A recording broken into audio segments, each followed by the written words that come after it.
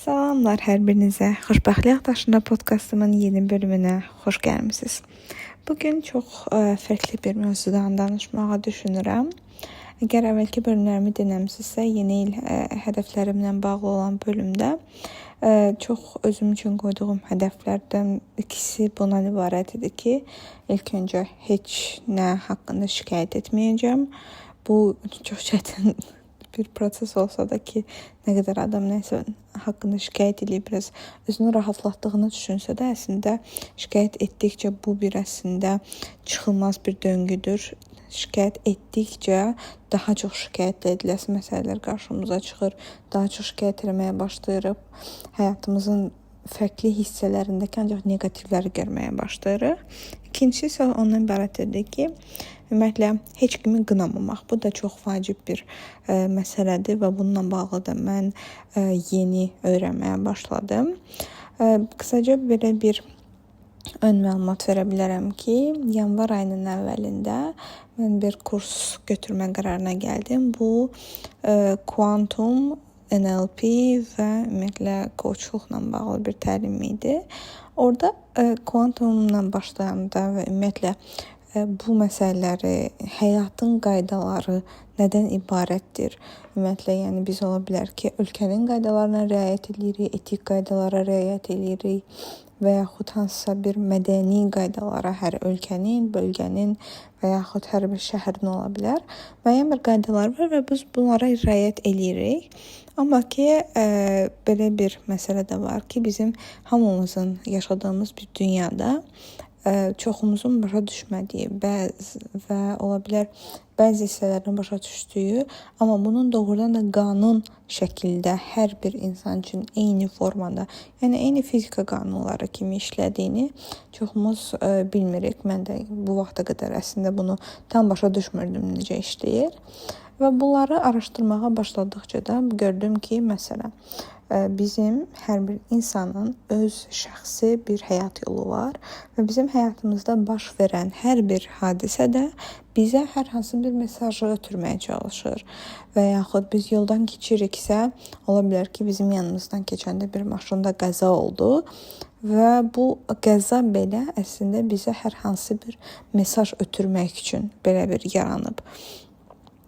Bir serial var, Good Place adında, harda ki insanları öləndən sonra onları good place və bad place, yəni yaxşı yer və pis yer olaraq iki kateqoriyaya ayrılırlar və bu bizim dinimizdə də mövcuddur ki, cənnət, cəhənnəm.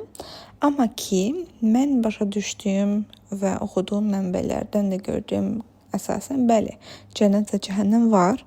Amma ki, bu cənnət və cəhənnəm biz öldükdən sonra bizim ömür deməzdim artıq, ruhumuzun geri qalanının ya zövq aldığı ya da bir sonsuzluğa qədər zərər çəkdiyi bir dövr deyil. Yəni, cənnət, cəhənnəm təbii ki var. Hər bir insanın bəzən deyirlər ki, sən mənim bu dünyada cənnətimsən və ya öz həyatını cəhənnəmə çevirdi. Ki, mən deyərdim bu sözlərdə doğrudan da bir düzlük payı var. Bu dediyim serialı da çox tövsiyə eləyərdim. Yumoristik bir serialdır əslində, amma çox dərin mesajları var. Orada da belə bir hadisə olur ki, good place və bad place deyəndə insanları ora yerləşdirəndə hər insanın özünə uyğun bir, onun üçün bir cənnət və cəhənnəm dizayn olunur. Məsələn, orada xarakterlərdən biri çox ego problemi yaşayır, çox varlı ailədən gəlir. O çox öyrəşir ki, diqqətə məruz qalsın, hamı ona təriflər yağdırsın və onun çox xüsusi dizayn olunmuş cəhənnəmdə ətrafındakı heç kim onu bəyənmir, ona qarşı pərəstişkarlığı göstərmir, onun gözəlliyini o qədər vurğulamır. Ona sadəcə normal bir insan kimi davranmağa başlayır və bu əslində onun üçün dizayn olunmuş bir cəhənnəmə çevrilir. Və düşünürəm də ki, hər birimizin də indiki həyatımıza bu mövqedən baxsaq, doğrudan da bizim ətrafımızda bizim üçün dizayn olunmuş cənnət və cəhənnəm mövcuddur. Amma ki, bu cənnət və cəhənnəmi məncə başqalarının düşündüyünün əksinə biz öləndən sonra topladığımız ümumi bir bala əsasən yox, gündəlik həyatımızda hər an həyata keçirdiyimiz hərəkətlərimizin əsasında yaranır. Məsələn, əgər biz doğrudan da gündəlik həyatımızda heç bir maraq güdmədən, doğrudan da elə hiss etdiyimiz üçün insanlara xoş söz deyiriksə, xoş yanaşırıqsa, onlara qarşı doğrudan da bir şey gözləmədən və sevgi ilə başa düşərək ki, onlar da bir insandır, onlar da bu həyatda çətinlikləri var. Yəni hər gün qarşılaşdığımız bir insanlardır. Hər gün səhər yuxudan durub müəyyən bir məqsədlərinə çatmaq üçün, müəyyən bir həyatlarını yaşamaq üçün və xoşbəxt olmaq üçün bir işlər görürlər və nə zaman ki biz də ətrafımızdakilərə qarşı yaxşı davranmağa başlayırıq və düşünürəm ki, onların həyatını cənnətə çevirmək yolunda bir addımlar atırıq. Ola bilər ki, bu siz marketdə gördüyünüz birinə yaxşılıq etmək və yaxud yoldan keçərkən birinə yaxşılıq etmək. Bu maddi olmalı deyil, sadəcə gülümsəmək belə. Birində gördüyümüz xoş bir şeyi, iş yoldaşımızda bir xoş bir şey görürsə, bunu açıq-açıq demək, ehtiyacı olduqlarında onları bəlkə dinləmək, bəlkə bir köməklik göstərmək.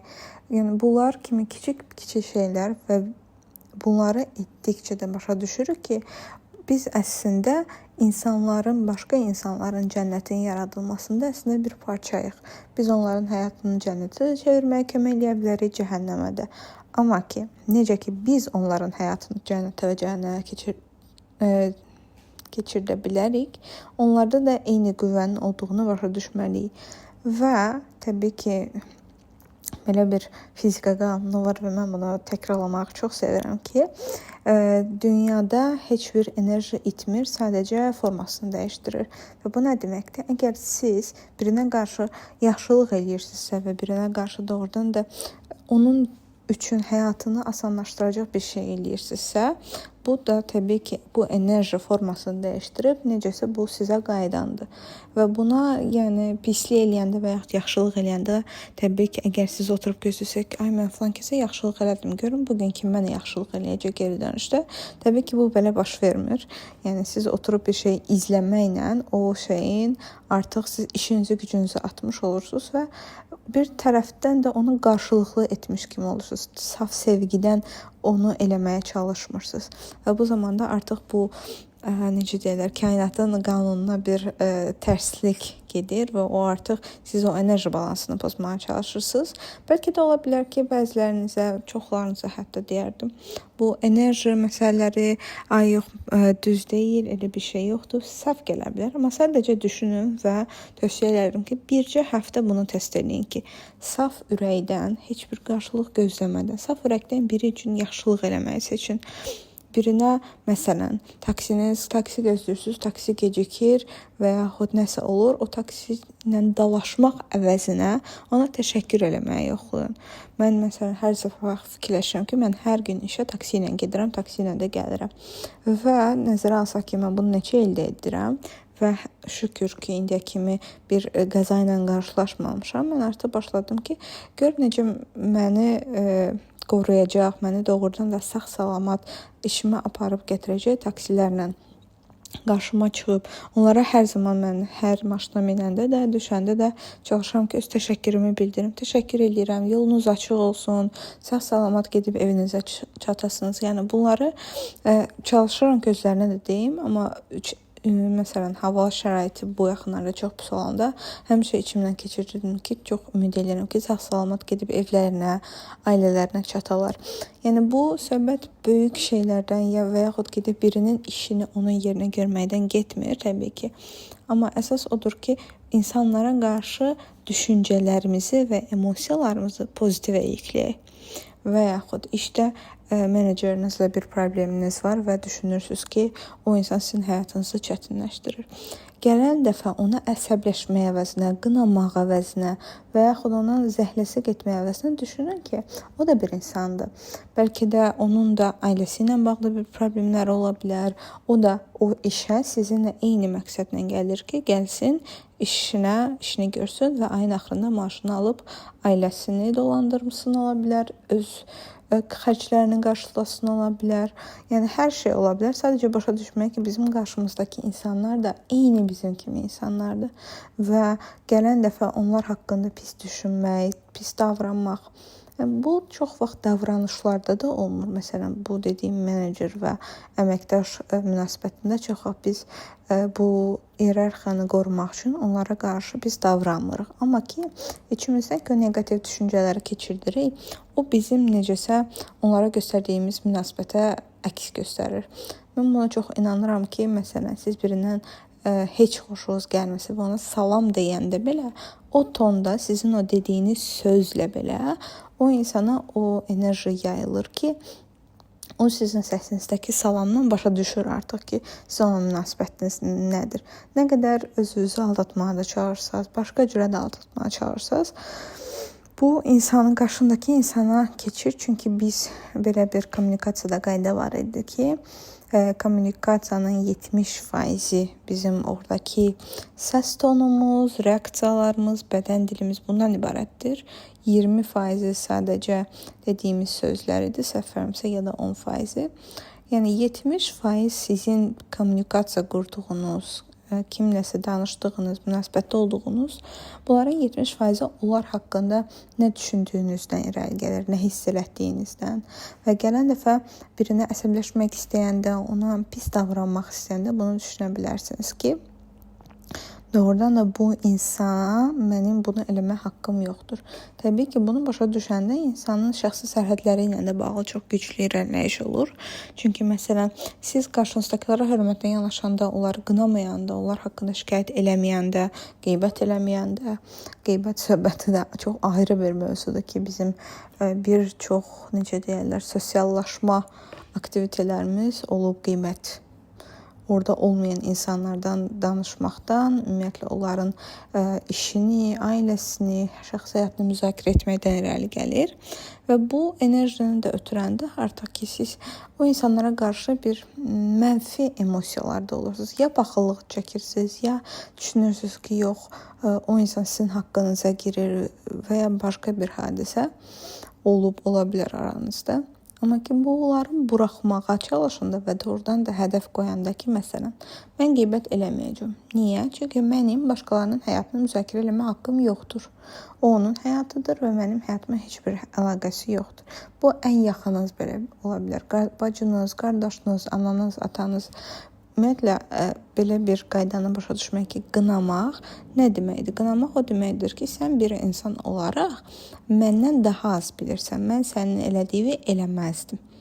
Və siz bunu başqası haqqında düşünəndə artıq belə bir beyninizə, yəni bu universe, kainat deyirlər ki, ay siz belə desəz Allah sizi belə cəzalandıracaq və yaxud kainat sizə belə enerji göndərəcək. Bunlar əslində sadəcə insana daha böyük bir qüvvənin olduğunu göstərmək üçündür. Mənim düşündüyüm və doğrudan da elmə əsaslandığını bildiyim isə odur ki, bizim beynimiz, yenə də şuurumuz və şuuraltımız var. 2 hissədən əsas ibarətdir. Belə sadələşdirsək. Şuurlu şəkildə biz əgər deyiriksə ki, məsələn, filan kəs getdi maaşı ilə bu qədərlik ev aldı. Mən onu qınayıram ki, yox, bu oradan ev almazlar. Adam pulu niyə boş-boş xərcləsin? Və siz başqası haqqında bunu düşünəndə və düşünəndə ki, bu adam səhv elədi və siz o adamın yerində deyilsiniz. Siz bilmirsiniz o nə yaşayır, nəyə ehtiyacı var, nə qədər qazanır, nə düşünür. Bu hərəkəti artıq qınama, yəni qınama ümumiyyətlə dedikdə bu nəzərdə tuturam. Bunu elədikdə sizin beyniniz fikirləşir ki, aha, buna maraqlı idi ki, niyə adam o pula gedib oradan ev alsın. Gəl mən elə bir situasiyada yaradım ki, qoy mənə, yəni siz elə bil ki, özünüzə bir sual verirsiniz və tapşırıq verirsiniz ki, görən bu niyə belə oldu, görən niyə bu adam belə bir şey elədi və siz doğrudan da illər keçə bilər, çox fərqli bir hadisə ola bilər və siz doğrudan da özünüzə də məntiqli gəlməyən bir pulla bir şeyi alıb və bunun cavabını alırsınız. Çünki siz şuurlu şəkildə öz şuuraltınıza tapşırıq verirsiniz ki, mənə başa sal görüm. Niyə bir insan bu qədər pul aldığı halda belə bir mənasız alışır? Yəni, bu sizin üçün mənasızdır. Sadəcə deyək ki, normaya görə bir mənasız bir alış-veriş edir və siz doğrudan da heç vaxt qınadığınızı yaşamadan ölmürsünüz. Bunu mən nə qədər də test eləmişəm, ətrafımdakilərdə də görmüşəm ki, öz başlarına gələn bir şey fikirləşəndə və daha dərinə gedəndə görünür ki, bir çox hallarda başqasında olanda bu hadisə onu o qədər qınayıblar ki, o qədər ona haqqında bir neçə dəfə hətta deyirlər ki, ay mən başa düşmürəm bu niyə belə eləyir. Buna da bax, boş-boş işlərlə məşğuldur, belə eləyir, elə eləyir, ailəsini atıb gedib, nə bilim, yoldaşına baxmır, uşaqlarına baxmır. Yəni hər hansı bir mövzu ola bilərdi və yaxud birinin geyim tərzini qınaya bilərsiniz. Bu qınaq enerjisi, ümumiyyətlə qınamaq adəti deyərdim. Bir rutin kimi sizə oturanda siz o qədər enerjinizi yorur, beyninizi yorursunuz əslində ki, ay falan kəs niyə belə elədi? Falan kəsin niyə belə oldu? Bu niyə belə eləyir? Siz bu enerjini ötürdükdə artıq o insanların yaşadıklarını öz beyninizə də tapşırıq verəcəksiniz və doğrudan da onların yaşadığının eyni ssenarisini. Bu ola bilər ki, maşın olmasın, ev olsun və yaxud paltar olsun, telefon olsun. Eyni şeyi sadəcə o məntiqlə özünüz həyatınızda da yaşayacaqsınız ki, onu başa düşəsiniz. Və yaxud biri haqqında şikayət etməyə başlayanda ki, ay bu da hər dəfə gəlir mənlə belə danışır və yaxud filan kəs gəlir məni incidir. Bunlara başqalarına günahlarımızı yükləyəndə özümüzdən uzaqlaşırıq. Özümüzdən uzaqlaşmaq da nə deməkdir? Məsələn, mən əgər düşünürəm ki, uşaq kimi, uşaqlarda necə olur? Məsələn, uşaq yıxılır, başını harasa vurur və yaxud hər hansı bir hissəsini harasa vurur. Nə deyirlər? Deyirlər ki, o elədi. Taxtaya dəydi, stula dəydi, stul elədi, stulu döyəcəyik. Yəni biz Azərbaycanda böyüyən bir insan olaraq məncə çoxumuz bu məntiqlə böyüdülmüşük ki, uşaq nəsə yıxılanda, uşağa nəsə olanda qarşı tərəfi günahlandırırlar. Və biz böyüyəndə də eyni məntiqlə irəliləyirik. Məsələn, işimizi sevmirik, menecerimizdən narazıyıq, başlayırıq onu qınamağa. Deyirik ki, onlar belədir, şirkət belədir, maaş vermirlər, meneceri məni incidir. Amma ki, nəzərə alsaq ki, biz 18 yaşından böyük insanlara əgər işləyiriksə, düşünmək ki, okey, o onların seçimidir. Onların seçimidir ki, bu şirkətdə bu maaş üzrə, bu vəzifələri görənlərə bu qədər ödəniş eləyir. O onların seçimidir. Və mənim bir şəxsiyyət kimi mənim də seçim haqqım var. Mənim seçim haqqım nədir? Mən də bu şirkətdən çıxıb öz bacarıqlarıma uyğun bu vəzifədə daha çox maaş verən bir şirkətə keçə bilərəm. Keçə bilərikmi? Təbii ki, bunu bizi bundan kimsə saxlayırmı fiziki olaraq? Xeyr. Amma biz nə edirik? Biz dəyərli vaxtımızı, gün ərzindəki keçirdiyimiz vaxt müddətini həsr edirik ki, kimisə qınayaq, kimisə şikayət eləyək ki, sən beləsən, sən eləsən, okey. Deyək ki, kimsə ən pis adamdır da sizin üçün. Dünyada gördüyünüz ən pis insandır. Okey, o adamla danışmayın. Bu qədər sadədir əslində bəzi şeylər. Yəni şikayət elədikdə isə nə olur? Şikayət elədiyimiz zaman isə biz o adam haqqında o qədər düşünürük ki, artıq bizim bütün o, yəni doğrudan da fiziki olaraq danışaraq xərclədiyimiz enerji o qədər gedir ki, bizim başqa şey eləməyə vaxtımız yoxdur, enerjimiz yoxdur. Necə deyirlər, halımız yox qalmır artıq. Bunun yerinə isə bizim seçimimiz var. Yəni hər bir insanın doğrudan da azad iradəsi var. Bunu bəzi insanlar xərcli şikayət eləməyə, bəzi insanlar isə bununla bağlı nəsə hərəkət eləməyə. Deyə bilərsiniz ki, mənim başqa şirkətə keçməyə, daha yaxşı bir şirkətə keçməyə necə deyirlər, bacarıqlarım çatmır, sertifikatım çatmır, nəsə çatmır. Bunu siz fikirlərsəz ki, biri haqqında şikayət etməyə nə qədər vaxtınız gedir gün ərzində? İnanın ki, onları toplayıb o vaxtınızı sertifikat almağa, bacarıqlarınızı inkişaf etdirməyə və özünüzü inkişaf etdirməyə xərcləsəz, əmin olun ki, siz daha yaxşı bir yerə keçəcəksiniz. Buna bağlı mənim də ümumiyyətlə düşündüklərim var idi ki, okey, mən şikayət eləmirəm. Bəzi insanlar axı mənim həyatıma təsir eləyir.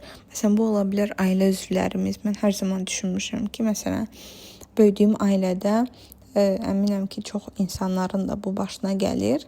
Ümumiyyətlə, biz iki valideynlə ilə böyüyənlər, ola bilər ki, nənə baba da daxil olur bu ailənin içinə, əgər bir evdə yaşayırlarsa. Olur ki, böyüklərin, yəni biz uşaq oluruq və böyüklərin timsalında baxanda bilmirik ki kim düz deyir. Məsələn, anamız dediyi ilə atamız razılaşmır və yaxud da onlar arasında mübahisələr olur. Ola bilər atavız dediyi ilə babavız razılaşmayıb. Bu böyüklər arasındakı fikir anlaşmazlığını biz çox vaxt başa düşmürük. Və başlayırıq uşaq beynimizlə günahkar axtarmağa, düz axtarmağa. Çünki məntiqli dəstə bir oyun kimi baxırıq ki, buna okey. İki insan biri belədir, biri belədir. Mən hansı ilə razılaşım? Məncə hansı düzdür? Və bu vaxtlarda biz artıq başlayırıq bu hərəkətlərə baxdıqca və bir tərəfi seçirik, biz başlayırıq digər tərəfi qınamağa. Onlara qarşı düşmək ki, ay yox, mənim yazıq anam, əgər ananız şikayət eləyən bir xarakterdə olubsa ki, hər zaman ətrafı günahlandırıb, atavızı günahlandırıb, atavızın ailəsini günahlandırıb, bəzi məsələlərdir ki, ay yox, mənim cavanlığım getdi, mən nə qədər vaxtımı xərclədim, onlar da belə oldu və yaxud tərsinə ola bilər, atanız şikayət edə bilər ki, yox, mən nə qədər qazanıram, əziyyət çəkirəm, dəyərləndirmirsiniz. Yəni, hər şey ola bilər. Əgər ümumiyyətlə bu sözləri eşitmişiksə, bu ola bilər ki, bir çoxumuzun xətrinə də gəlmir. Amma ki, uşaq vaxtı belə bir hadisələrə məruz qaldıqca biz başlayırıq insanlar arasında hər zaman bir düzgün, doğru tapıb digərini qınamağa başlamağa, digərini şikayət eləməyə başlamağa. Və bu zamanlarda da mən çox görmüşdüm ki, insanlar artıq görəndə ki, iki tərəf varsa, biri düzdür, biri səhvdir. Biz o düzgün tərəfini seçib, o düzgünlə bir yerdə artıq səhv gördüyümüz insanı qınamağa başlayırıq. Onunla dalaşmağa başlayırıq. Onunla bir müharibəyə başlayırıq sözün əsl mənasında. Və bu müharibədə də nə olur? Biz başlayırıq öz vaxtımızı, enerjimizi sərf edirik ki, o insanı səhv çıxartmağa, o insanın səhv olduğunu başa düşməyə. Amma ki, bu məsələlərdə gördüyüm əsas bir şey odur ki, biz ümumiyyətlə heç kimin tərəfini tutmamalıyıq. Əgər bir münasibət, bir dostluq, bir ailə, orada bir problem varsa, bu hər zaman iki tərəfin bir-birinə olan münasibəti ilə bağlıdır. Və bizim üçüncü tərəfləri müzakirə eləməyimizin heç vaxt nə özümüzə, nə də ki, başqalarına bir xeyri olmur. Mənim şəxsi və iş münasibətlərimdə, dostluqlarımda da izlədiyim çox vacib və təsirini də çox yaxşı şəkildə gördüyüm bir praktika odur ki, heç vaxt üçüncü tərəfə, iki nəfər arasındakı olan münasibətdən danışmamaq. Şəxsi münasibətimin də ilk günündən belə bir razılaşmaya gəlmişdi ki, bir-birimiz haqqında heç kimə şikayət eləməyəcəyik.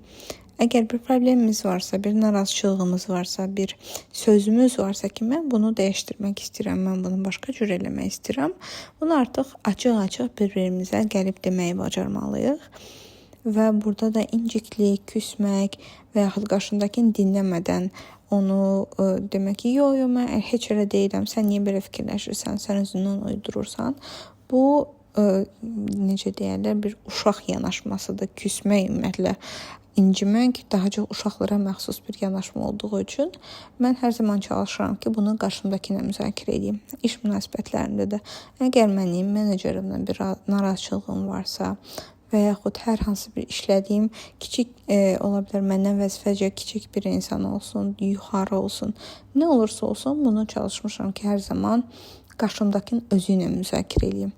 Əgər özü ilə müzakirə edirəm, bir razılığa gələ bilmiriksə, ola bilər ki, məsələn, üçüncü bir nəfərdən insan resurslarından ola bilər və yaxud bu komanda daxilində səlahiyyəti olan kimdirsə, onlarla müzakirə eləməyə ilk öncə ki, mən səhərsi gün başqa birinə gedib o haqqında deyəndə, o insan gəlib deyə bilməsin ki, sən mənə bunu niyə deməmisən? Çünki çox hallar olur ki, insanlar problemi olan insanla yox, tamam əlaqəsiz bir insanla.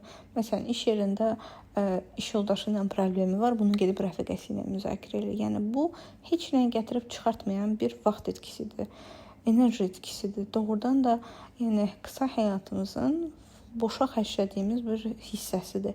Bunun yerinə o insan gedib qarşısındakı ilə və yaxud o qarşısındakı ilə olan ortaq meneceri ilə danışsa ki, bax, mən iş həyatımda bu problemlə üzləşirəm. Mən bunu bilmirəm, danışım. O insana necə deyə bilərəm? Buna bağlı kömək almaq ola bilər. Amma ki, yenə də bunu əlaqəli insanlarla müzakirə etmək. Çox eşidirəm ətrafımda və qınamamağa çox çalışıram. Amma ki, başa da düşmürəm niyə belə bir şey baş verir. Amma ki, yəqin ki, onların böyüdülmə şəklində və yaxud gördükləri necə deyirlər, nümunələrdən asılı olaraq onlar belə bir yol seçir ki, məsələn, qadınlar həyat yoldaşları ilə olan problemini ya öz anaları ilə, ya yoldaşın anası ilə müzakirə edir.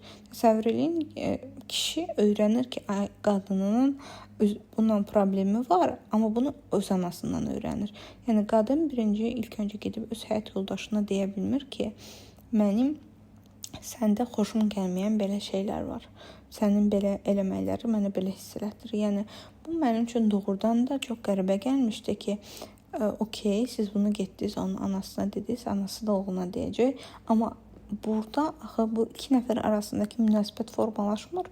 Sizin bir münasibətinizin olması düzgün olar ki, bir ailə içində öz problemlərinizi həll edə biləsiniz. Və təbii ki, nə olur? Əgər bu məsələləri 3-cü, 4-cü, 5-ci tərəflərə yayılırsa da, siz bir şey haqqında danışdıqca o problemi lap da böyüdürsünüz. Məsələn, ola bilər ki, bir dostunuzla dalaşmısınız bugün, gedirsiniz onun arxasınca başqa dostunuzla danışırsınız, o ətrafınıza danışırsınız. Səhər bir gün o dostunuzla barışanda isə bu insanlar onu unutmur heç vaxt. O insanların fikrində siz hər zaman başqalarının arxasınca danışan, qınayan və ümumiyyətlə neqativ bir insan kimi yaddaşda qaldığınız üçün artıq bu həm sizin reputasiyanıza zərər verir, həm də ki, o insanla olan dostluğunuzu, dəyərli münasibətinizi korlamış olursunuz. Və bu bir dəfəlik yollanan bir məsələdir ki, bunu yerinə gətirmək çox mənim fikrimcə çətin olur daha sonralar. Və düşünürəm ki, bunlarla bağlı da insanları deyərdim ki, insanlarla olan münasibətimizi danışmaqla həll ediriksə, bunu onlarla danışmalıyıq. Qıraqdakılarla, başqa bilmirəm, əlaqəsiz insanlarla danışanda heç nə düzəlmir.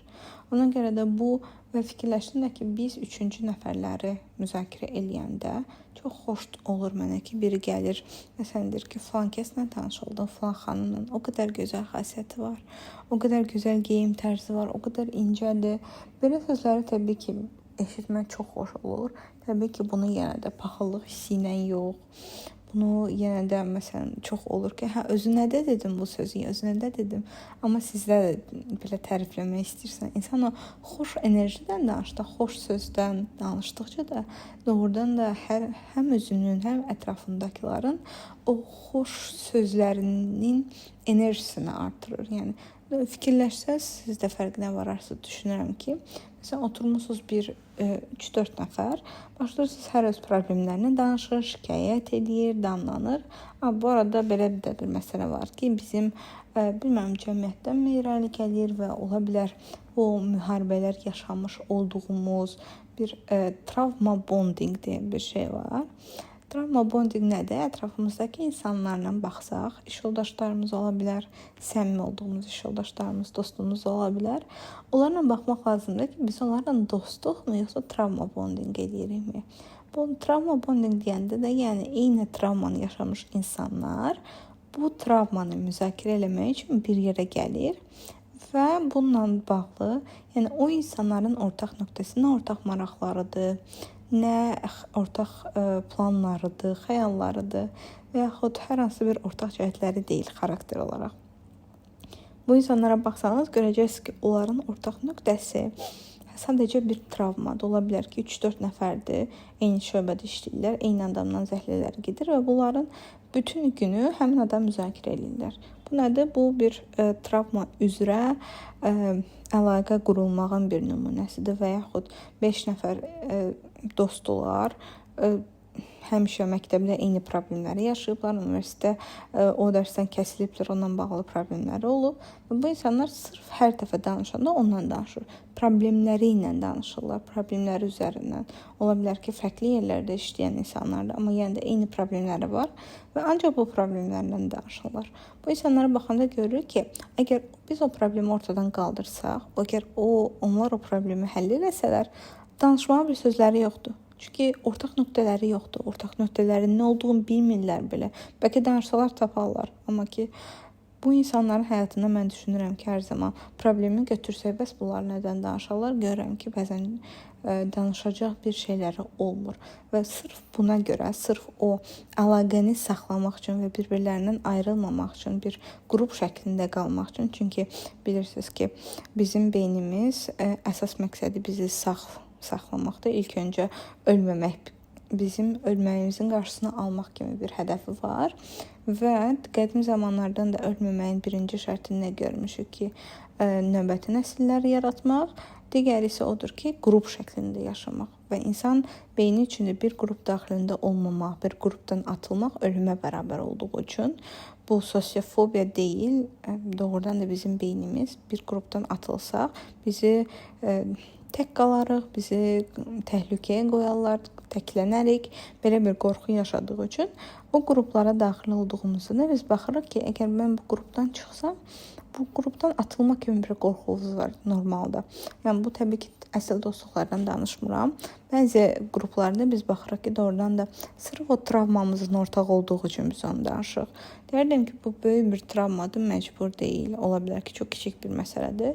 Sadəcə baxın, əgər ətrafınızda bir yerə gəldikdə hər zaman nədənsə şikayət etdiyiniz, bir problemi müzakirə etdiyiniz bir qrup varsa, demək ki, o qrup sizin əslində dostunuz deyil.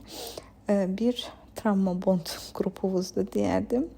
Və buna görə də o insanlar o qrupdan atılmaq riskinin qarşısını almaq üçün heç vaxt o problemlərini həll etməyə cəhd eləmirlər. Buna görə də onlar hər zaman eyni söhbətləri hər yer fırlayacaqlar, eyni adamlardan şikayət edəcəklər, eyni şeyin üstünə. Hətta belə bir hadisə olmuşdu ki, bir dostum iş yerini dəyişdirmişdi bir il əvvəl. O iş yerini dəyişdirməmişdən əvvəl çox yaxın dostlar olduğunu düşünürdü iş yoldaşları ilə. Yəni hər gün nahar yeməyinə də bir gedirdilər. Ümumiyyətlə vaxt keçirməyi sevirdilər. Bir yerdə bir ortaq düşüncələri olduğunu düşünürdülər. Amma o iş yerini dəyişəndən sonra fərqinə vardı ki, o insanlarla bir dəfə belə görüşməyib. Və yeni iş yoldaşları ilə daha yaxşı bir, özünə daha uyğun bir iş yerinə keçdikdən sonra fərqinə vardı ki, o insanlarla oturub planlarından danışır, investisiyalardan danışır, hansısa bir səyahət planlarından, istirahət planlarından danışırlar və doğrudan da bir-birinə bir nəsə qatırlar. Biri-birindən məsələn öyrənir ki, falan rayonda falan gözəl otel var, gedib ora istirahət eləyə bilərik. Gəlin gedək xaricdə istirahət eləyək, gedək xaricdə hansı bir konfransa qoşulaq, hər hansı bir mədəni tədbirə qoşulaq. Yəni bir-biri ilə danışanda söhbətləri budur. Amma əvvəlki komandası ilə söhbətlərinə baxanda isə fərqinə vardı ki, sadəcə şikayət edirdilər. Maaşdan şikayət edirdilər, iş yerinin, iş saatlarından şikayət edirdilər, müdirlərindən şikayət edirdilər. Bunların hamısı şikayət əsaslı olduğu üçün o şikayət qrupdakı birinin problemi aradan qalxdığı üçün onun artıq o qrupdakilərlə heç bir söhbəti qalmır. Digərləri davam edirdi eyni qaydada. Sadəcə onun artıq o qrupda bir yeri yox idi və o özünə daha yaxşı və daha doğrudan da əsl maraq əsaslı bir qrup tapa bildi və burada da hiss elədi ki, doğrudan da necə eyni söhbətlərdən artıqca şikayət edici, bir-birlərini necə daha da aşağı çəkirdilər, nəinki yuxarı.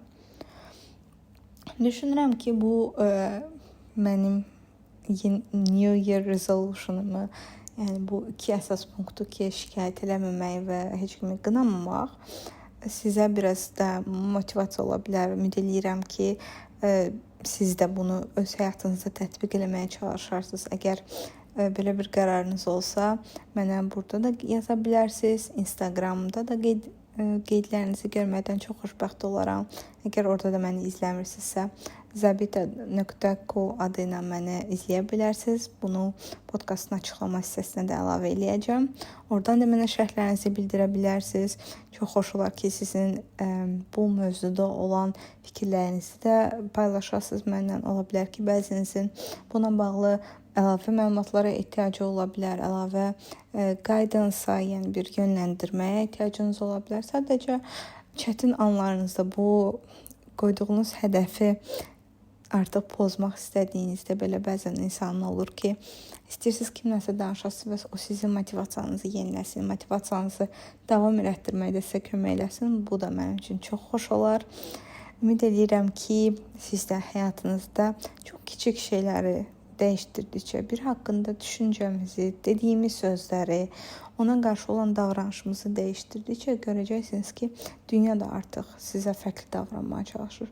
Siz nə vaxt ki, başqalarını qınamaqdan əl çəkirsiniz, başqaları da sizi qınamaqdan əl çəkir. Çünki oradan da dünyada elə bir möhtəşəm balans var ki və ədalət var ki, mən bir tərəzi bürcü olaraq mənim üçün çox vacib idi və həmişə bu sualı axtarırdım ki, dünyada ümumiyyətlə bu ədalət sistemi necə qurulur, nəyə əsasən tarazlanır, necə olur və artıq bunları araşdırdıqca içimdə o qədər bir güvən yaranıb ki, bizim insan olaraq heç bir ədaləti arxasına düşməyə yox, filan kəs özün pis apardı, mən də gedib onu cəzalandıracağam kimi belə bir şeyə ehtiyacımız olmadığına o qədər inanmışam ki, və doğrudan da biz ətrafdakılara baxmaqdan, onların haqqında fikir yürütməyi dayandırdıqca sakitləşirik və müşahidəçi roluna keçirik.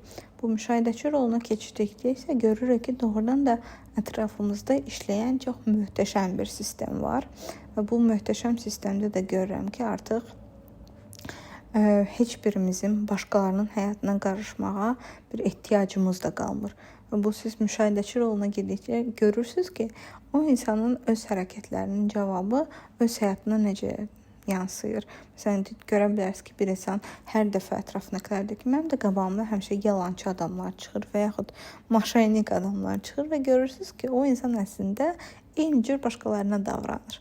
Və ona görə də onun qarşısına o tip insanlar çıxır ki, onu başa salsın ki, bax, sən də belə davranırsan, sənin də belə həyatında gördüyün işlər var ki, o onu başa düşüb artıq o hərəkətlərini dayandırsın. Amma dayandırmadığı müddətcə və bunu başqalarının üstünə yıxdıqda, günahlandırdıqda bu davam edir və ona doğrudan da başa salana qədər həyat haqqında belə bir cümlə var idi ki, həyat ilk öncə test eləyir, daha sonra dərs verir.